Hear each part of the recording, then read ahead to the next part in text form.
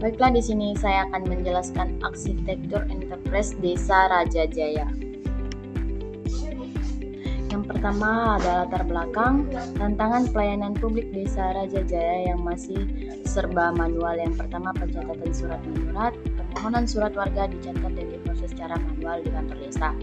Dan yang kedua, pengurusan dokumen kependudukan, data kependudukan belum terdigitalisasi sehingga rawan duplikasi dan sulit ditelusuri. Dan yang ketiga, pengelolaan bantuan sosial, pendataan dan penyaluran bantuan sosial belum transparan dan sulit diawasi warga.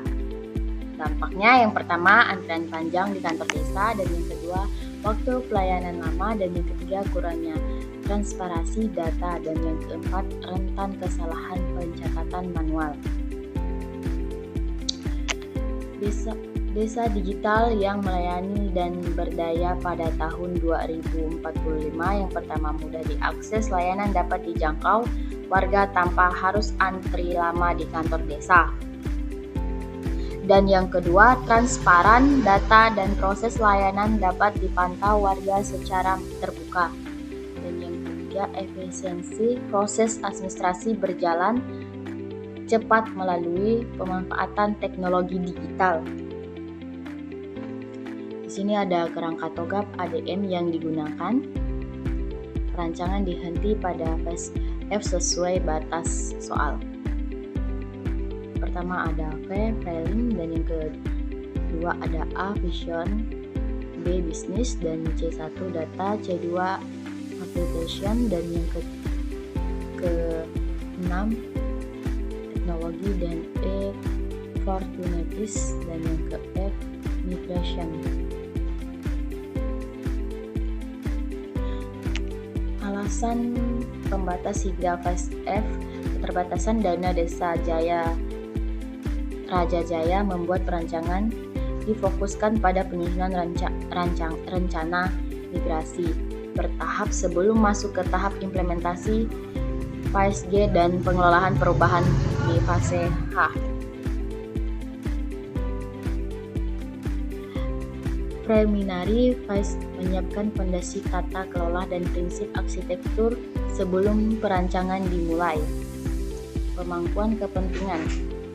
Ada kepala desa, pemilik visi dan pengambilan keputusan strategi, dan yang kedua ada perangkat desa, pengguna dan operator sistem sehari-hari. Dan yang ketiga ada masyarakat atau warga, penerima layanan, dan yang keempat dinas terkait, mitra integrasi data pemerintah. Di sini ada prinsip arsitektur. Pertama ada data terpusat, akurat dan mutakhir, dan yang kedua transparansi layanan bagi warga, dan yang ketiga keamanan dan privasi data kependudukan, dan yang keempat interoperabilitas dengan sistem pemerintah, dan yang kelima skalabilitas bertahap sesuai kemampuan anggaran desa. Di sini ada fase A, arsitektur vision.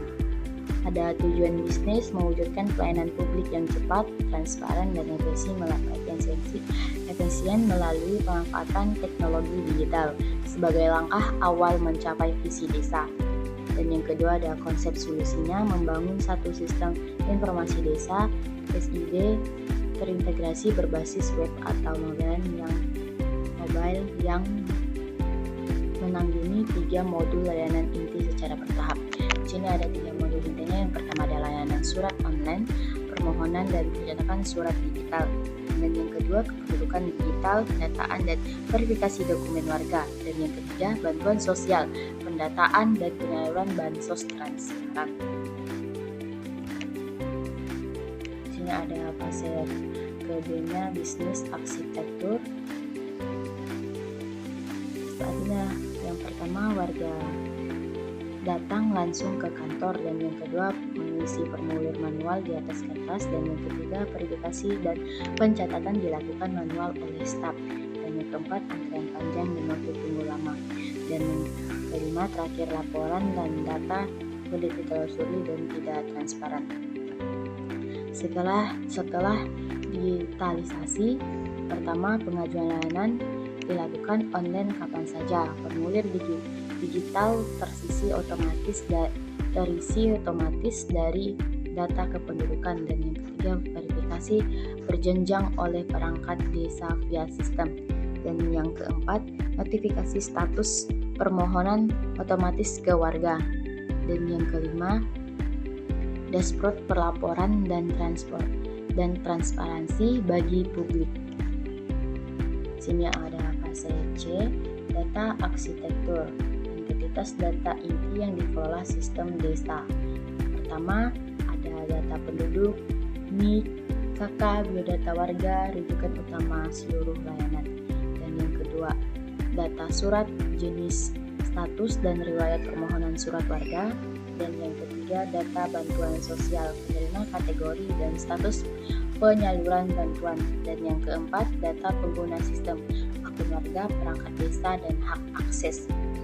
Seluruh entitas disimpan dalam basis data terpusat desa dan terhubung dengan NIK sebagai kunci utama sehingga siap diintegrasikan dengan sistem Dukcapil dan DTKS Kemensos.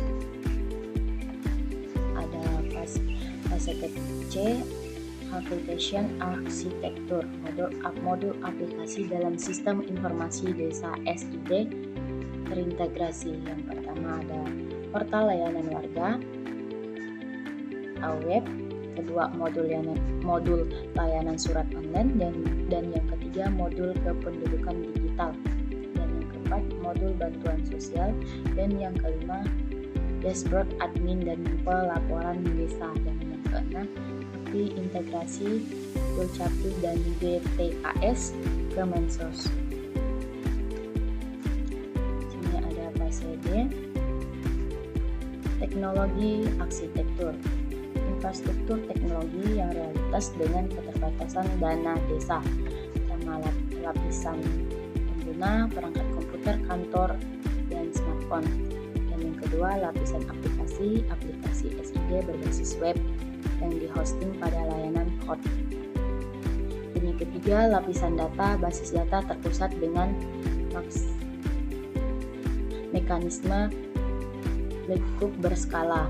Dan yang keempat, lapisan jaringan dan keamanan, koneksi internet desa, enkripsi SSL, dan firewall dan manajemen hak akses pengguna. Di sini ada fase E, operation dan solidation. Paket pekerja Word disusun berdasarkan prioritas, dampak, dan biaya. Yang pertama ada paket pekerjaan, modul layanan surat online, prioritasnya tinggi, dan solusi sistem pengajuan dan verifikasi surat digital. Dampaknya mengurangi antrian secara manual. Kedua, digitasi data kependudukan. Punya prioritas sedang, basis data penduduk terpusat dan tervalidasi. Dampaknya data akurat siap terintegrasi Dukcapil. Dan yang ketiga, modul bantuan sosial. Prioritasnya sedang, pendataan dan pelaporan bansos berbasis web, penyaluran lebih transparan dan terstruktur. Pendekatan solusi mengutamakan perangkat lunak, open source, dan hosting berbiaya rendah agar sesuai dengan keterbatasan anggaran desa Raja Jaya. Di sini ada fase yang ke F, migration planning. Peta jalan implementasi bertahap sesuai kemampuan anggaran desa. Tahun pertama, layanan surat online prioritas tinggi. Dampak langsung mengurangi antrean warga. Dan tahun kedua, dokumen kependudukan digital, membangun basis data penduduk terpusat dan tervalidasi. Tahun ketiga, bantuan sosial dan dashboard transportasi, integrasi penuh ketiga modul, dan pelaporan publik. Di sini ada prinsip migrasi implementasi bertahap. Risiko diminimalkan per tahap dan setiap tahap dievaluasi sebelum lanjut ke tahap berikutnya sesuai kemampuan dana desa. Di sini ada peran TOGAP dalam transformasi digital Desa Rajajaya. Yang pertama, membuat kerangka kerja sistematis. HDM memadu proses perencanaan secara bertahap dan terstruktur sehingga transformasi digital tidak berjalan asal-asalan. Dan yang kedua, menyelaraskan TI dan visi desa. Setiap solusi teknologi dirancang untuk mendukung langsung visi desa digital di tahun 2045, bukan sekadar mengikuti tren. Dan yang ketiga, perencanaan bertahap dan minim risiko. Migration planning memungkinkan desa membangun sistem sesuai kemampuan anggaran tanpa mengorbankan kualitas. Dan yang keempat, melibatkan solusi pengakuan kepentingan. Kebutuhan kepala desa, perangkat desa, dan warga tercakup sejak tahap preliminary sehingga migration planning. Di sini ada kesimpulannya. Melalui pendekatan TOGAP ADM, Desa Rajajaya memiliki peta arsitektur enterprise yang jelas, mulai dari prinsip tata kelola, proses bisnis, tata aplikasi teknologi, hingga rencana migrasi bertahap sebagai fondasi menuju desa digital yang melayani dan berdaya pada tahun 2045. Yang pertama, rancangan mencakup preliminary phase hingga phase F migration planning. Dan yang kedua, prioritas awal, digitalisasi layanan surat menyurat sebagai good win. Demikian penjelasan yang dapat saya sampaikan melalui video ini. Semoga materi yang telah dipaparkan dapat memberikan pemahaman dan manfaat bagi kita semua.